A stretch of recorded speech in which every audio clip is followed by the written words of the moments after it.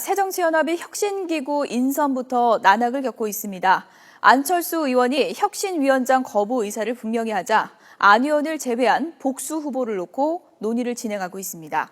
교착 상태에 빠졌던 연금개혁안 협상은 여야가 접점을 찾아가면서 5월 국회 통과 가능성에 파란불이 켜졌습니다. 취재기자 연결합니다. 이승현 기자. 네, 국회 나와 있습니다. 네. 새정치연합이 지금 위원장직 선임부터 어려움을 겪고 있는 것 같은데요. 안철수 의원을 제외한 후보군에서 논의를 하고 있다고요? 네, 그렇습니다. 하루 사이 새정치민주연합 지도부의 혁신위원장 인선 작업의 방향이 크게 달라진 모습입니다. 이 문재인 대표 등 당 지도부는 어젯밤 심야 회동 이후에 오늘 오전에도 다시 회의를 열어서 안철수 의원을 제외한 채 대안을 찾기로 방침을 세웠습니다. 이 최고위 회의 뒤에 김성수 대변인은 기자들과 만난 자리에서 일단 당내외 인사를 구분짓지 않고 안 의원을 제외한 채 후보군을 여러 명으로 좁혀가면서 인선 작업을 진행하고 있다고 말했습니다. 안철수 의원이 거절 입장을 분명히 하자 논의 방향을 대폭 수정한 것으로 보입니다. 현재 거론되고 있는 인물들이 누구인지에 대해서는 구체적으로는 전해지지 않고 있습니다. 이런 가운데 당외 인사로 거론됐던 조국 교수의 경우는 사실상 거절의 입장을 나타냈습니다.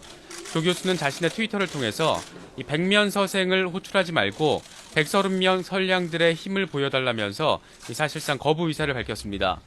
안 의원과 조 교수 등 우선 거론 인사들이 거절 의사를 분명히 한 가운데 추가 후보군을 놓고 당 지도부의 고심이 한층 더 깊어진 모습입니다. 네, 연금개혁안 협상 얘기도 좀 해보죠. 여야 간의 입장 차이가 잘 안 좁혀졌었는데 지금 속도가 좀 나고 있다고요?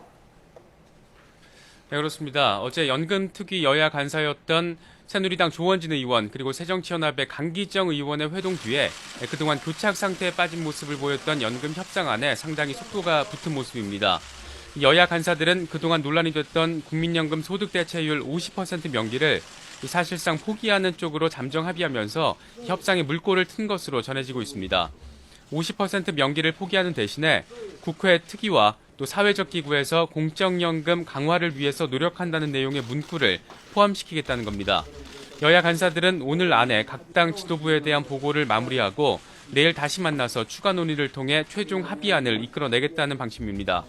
이 최고위 보고 또 의총 등 막판 변수가 남아있긴 하지만 현재로서는 협상 논의에 다시 속도가 붙은 만큼 오는 28일로 예정된 본회의에서 처리가 될 가능성이 한층 더 높아진 것으로 보입니다. 지금까지 국회에서 YTN 이승현입니다.